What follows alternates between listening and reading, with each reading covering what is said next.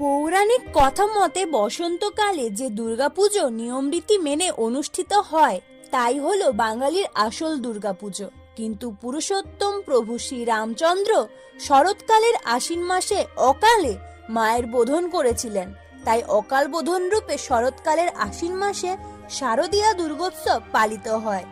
কালক্রমে বছরের দুটি দুর্গাপুজোর মধ্যে শারদীয়া দুর্গাপুজো এগিয়ে, তবে কিছু কিছু জায়গা বিশেষে বসন্তকালের বাসন্তী দুর্গাপুজো এখনো এগিয়ে। শারদীয়া দুর্গাপুজোর মতোই এই পুজো সময় তিথিক্ষণ ধরেই পালিত হয়। মহাষষ্ঠীতে হয় মায়ের বোধন, মহা অষ্টমীতে পুষ্পাঞ্জলি দিয়ে প্রার্থনা এবং বিজয়ার ঢাকের শব্দে আবার বছর ঘোরার অপেক্ষা শুরু হয়।